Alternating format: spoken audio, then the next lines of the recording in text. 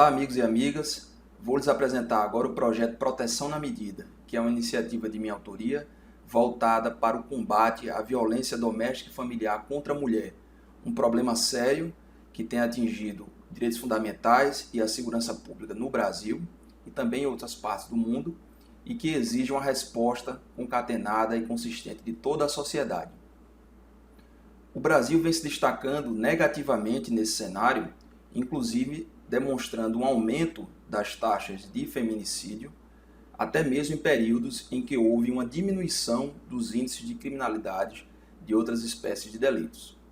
Importante ainda destacar que o combate à violência doméstica contra a mulher se insere não apenas como uma obrigação decorrente da Constituição Federal e de outros documentos legais, como tratados internacionais, mas também se insere dentro dos Objetivos para o Desenvolvimento Sustentável, no que atinge à igualdade de gênero e ao desenvolvimento da justiça e da paz. O projeto Proteção na Medida é uma proposta de intervenção na realidade que decorre de uma pesquisa feita por mim no curso de mestrado em Direito e Gestão de Conflitos da Unifor, tendo como coordenador o professor Gustavo Feitosa, e também com a colaboração de outros profissionais, dentre os quais eu destaco a equipe multiprofissional da comarca de Acaraú, formada por 2 assistentes sociais, psicóloga e psicopedagoga. O cerne desse projeto, Proteção na Medida, é dar um tratamento adequado aos conflitos envolvendo a violência doméstica familiar contra a mulher, através do uso concentrado, articulado e dinâmico dos diversos instrumentos previstos na Resolução número 288 de 2019 do CNJ, que traça a política institucional do Poder Judiciário para as alternativas penais. Nós sabemos que algumas das alternativas penais previstas na resolução não são aplicáveis no âmbito da violência doméstica e familiar contra a mulher. Exemplo da transação penal, da suspensão condicional do processo. Entretanto, outras são largamente aplicáveis, como é o caso da suspensão condicional da pena, como é o caso também das medidas protetivas de urgência, das medidas de conciliação, mediação e instrumentos de justiça restaurativa, além das medidas cautelares diversas da prisão que são aplicadas no curso do processo. Portanto, para alcançar esse tratamento adequado dos conflitos, o que se propõe é uma gestão articulada do Poder Judiciário com os demais órgãos, inclusive do Poder Executivo, para a consecução de alguns objetivos. O primeiro é a universalização do atendimento psicossocial à vítima logo após o registro da ocorrência e o pedido de medida protetiva, com a aplicação do formulário de avaliação de risco. O segundo é o acesso desburocratizado do juiz a esse formulário preenchido pela vítima. O terceiro é o acompanhamento adequado das medidas protetivas após o seu deferimento pelo juízo. O quarto objetivo é o encaminhamento social das vítimas em articulação com a rede de proteção existente. O quinto é o atendimento e encaminhamento psicossocial à pessoa do agressor, objetivando diminuir os fatores de risco associados à violência doméstica. O sexto é o incremento da eficácia das medidas cautelares diversas da prisão aplicadas ao agressor. O sétimo é o uso criterioso da mediação e dos instrumentos restaurativos para tratar conflitos subjacentes à situação de violência.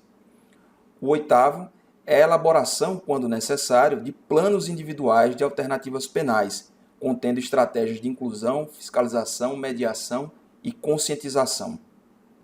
O nono é a criação de grupos reflexivos na temática da violência doméstica, sobretudo para os ofensores. E o décimo é uma gestão eficiente da informação com o uso da tecnologia. Nós vamos aprofundar em vídeos posteriores esses passos e essas iniciativas que podem ser dadas, inclusive o aspecto metodológico.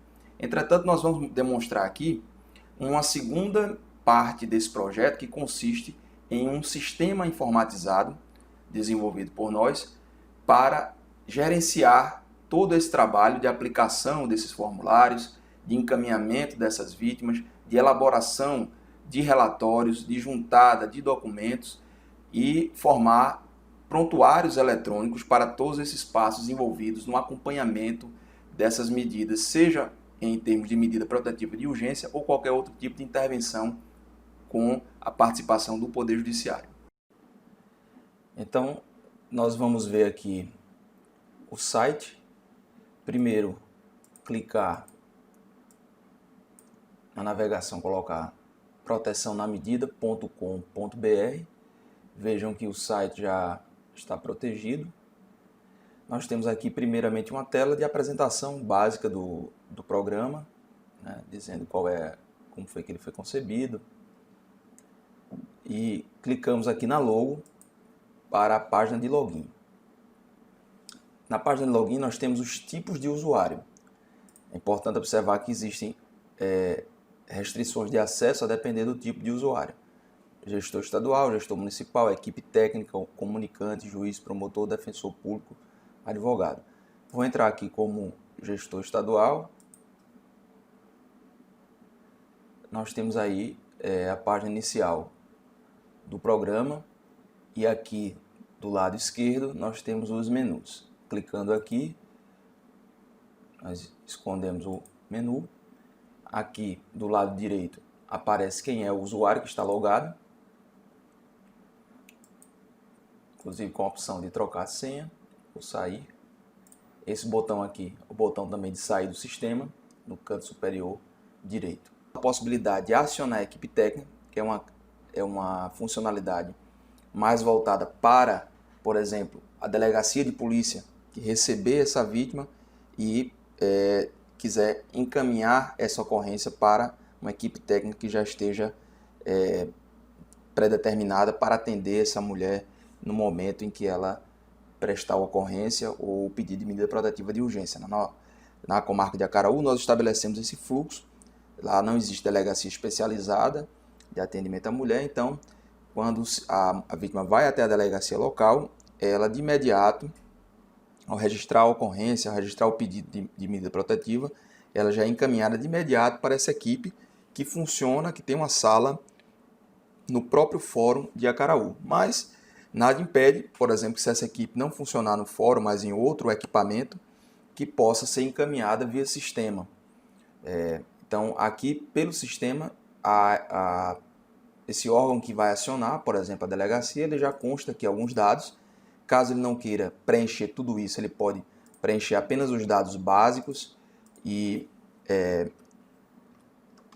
por exemplo, a data, o local, o número do boletim de ocorrência e o nome da vítima, o nome do agressor.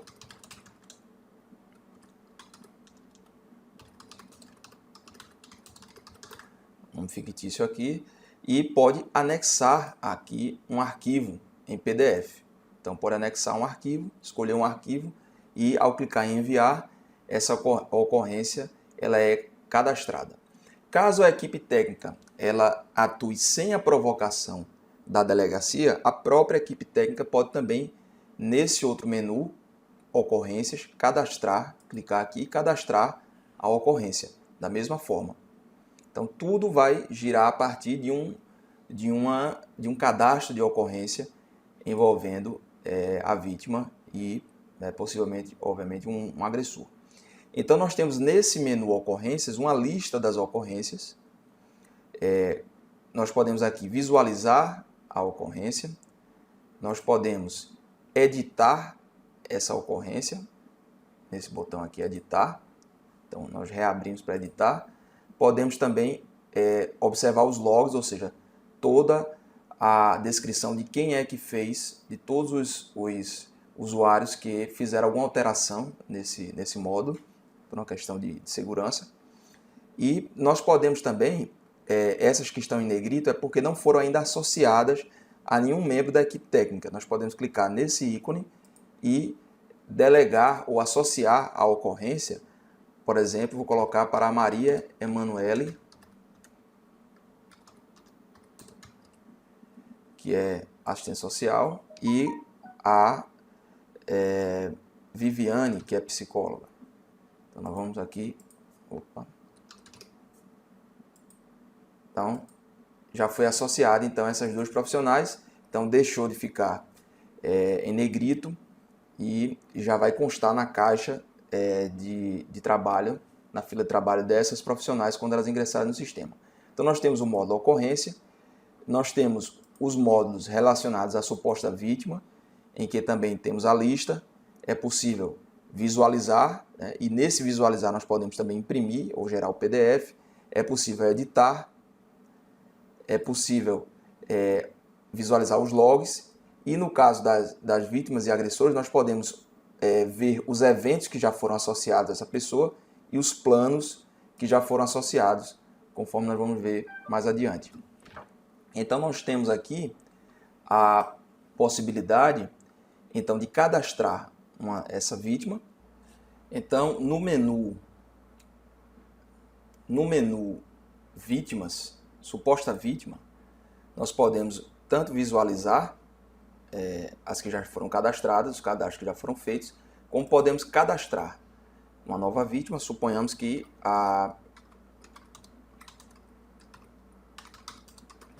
colocamos aqui qualquer nome, enfim. Vamos colocar todos os dados dela, inclusive fotografia, podemos colocar, e nós vamos vincular a uma ocorrência. Vamos supor que se refira a essa ocorrência aqui, de identificação número 32, nome da vítima Maria de Lourdes Pereira, local Acaraú. Então, sendo essa ocorrência, eu clico aqui e vinculei. Posso futuramente editar e incluir uma nova ocorrência relacionada a essa vítima? Posso, não tem problema. Basta editar o cadastro. Então, nós vamos aqui nas próximas abas, eu posso mudar aqui, endereço residencial e profissional, questionário socioeconômico, simples. Nós temos aqui algumas perguntas sobre a realidade socioeconômica dessa pessoa. Em seguida, nós temos algum complemento que a equipe queira colocar e podemos, então, finalizar o cadastro dessa vítima. Foi vítima cadastrada com sucesso. Então, da mesma forma, nós temos em relação ao suposto agressor. Nós temos esses dados e temos também a possibilidade de cadastro desse agressor. Além dos cadastros, nós temos o quê? Os formulários. Esse primeiro formulário, muito importante, que é o Formulário Nacional de Avaliação de Risco. Da mesma forma, nós temos um campo de pesquisa, de busca, possuímos um campo que lista todos os formulários, então é possível visualizar ou imprimir, é possível editar e é possível visualizar os logs, ou seja, toda a sequência de usuários que fizeram algum tipo de alteração. E nós podemos, então, cadastrar o formulário de avaliação de risco respondendo a essas diversas questões. Identificação das partes, o histórico de violência, sobre o agressor, as perguntas sobre o agressor, as perguntas sobre a vítima, outras informações importantes e a parte do preenchimento pelo profissional. Ao finalizar o cadastro, esse formulário de avaliação de risco ele vai ficar cadastrado aqui juntamente com esses outros, certo? Além do formulário de avaliação de risco, nós temos outros formulários mais específicos, mais densos, que são os formulários complementares, tanto da vítima como do suposto agressor. Esses formulários complementares eles servem para uma visão mais aprofundada, caso a equipe queira aprofundar o acompanhamento dessas medidas em relação a esse conflito específico, para entender melhor o conflito, e é recomendado no caso em que as partes elas precisam participar de grupos reflexivos. Então, antes da participação em grupos reflexivos, se aplicam esses formulários, inclusive eles foram baseados, nós adaptamos a realidade do programa e a realidade nossa, com auxílio, obviamente, da equipe técnica, mas baseados em um estudo bastante completo, feito coordenado pelo pesquisador Fernando Acosta e que consta no documento base para a responsabilização de homens autores de violência doméstica. Um documento que foi elaborado, inclusive, a pedido do Ministério da Justiça à época, e está disponível, inclusive, na internet, um documento bastante denso. Então nós temos aí esse formulário complementar à disposição também no sistema. Nós temos tanto da vítima como em relação ao agressor, existe esse formulário complementar. E o formulário final de avaliação, que são formulários para colher a visão, a satisfação, a visão do usuário acerca da forma como ele foi tratado, da forma como esse processo interferiu na vida dessa pessoa. Mas antes disso, antes de aplicar o formulário final de avaliação, é importante observar que o sistema ele ainda permite o cadastro de eventos. Então nós temos aqui qualquer evento que for relacionado a essas pessoas, desde agendamento de atividades, a aplicação de qualquer tipo de intervenção de cunho restaurativo, intervenção de mediação de conflitos, qualquer modificação relacionada às medidas, à mudança do processo, à soltura, à aplicação de uma nova medida, tudo isso a equipe pode fazer constar do relatório, do formulário, do prontuário eletrônico dessas pessoas, simplesmente através desse menu eventos, inclusive podendo anexar documentos. Então, esses eventos, eles podem também ser condensados em um plano individual. Então, nós podemos gerar planos individuais de alternativas penais, que são planos, possivelmente não em todos os casos, mas em alguns casos em que haja a necessidade de um acompanhamento mais intenso, nós podemos então cadastrar planos que podem englobar inclusive medidas voltadas não só para o agressor, mas para a vítima e para terceiros também. Nós podemos então, nesse plano, identificar quais são as formas de violência, o âmbito da violência, quais as medidas penais que foram aplicadas, por exemplo.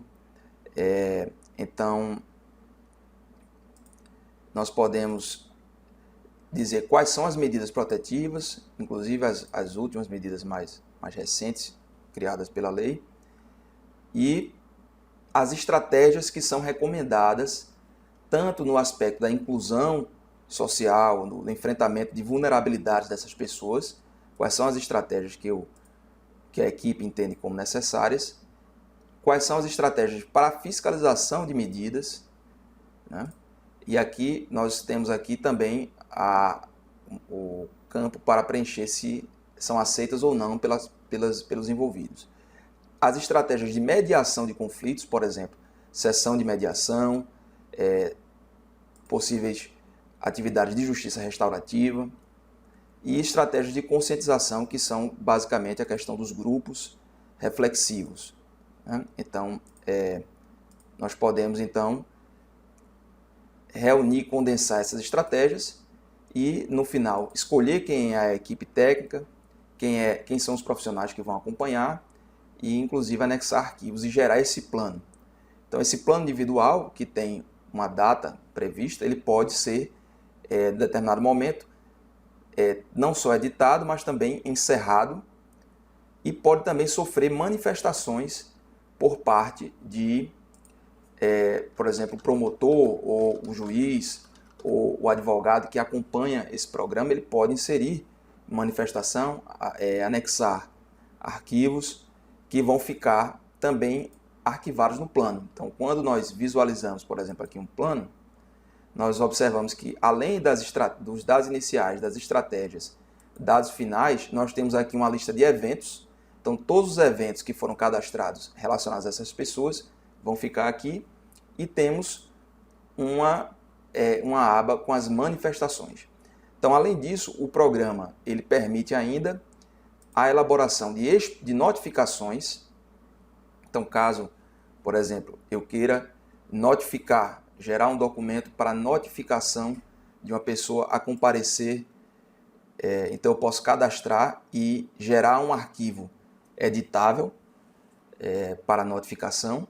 Da mesma forma, para o encaminhamento dessas pessoas, por exemplo, então eu posso fazer o encaminhamento e também comunicação. Por exemplo, se eu queira comunicar eventualmente ao juiz um descumprimento de alguma medida que foi determinada, certo? E temos aqui também um campo relativo às estatísticas. Eu posso selecionar algum dos módulos do sistema, dos formulários, por exemplo, e definir um período.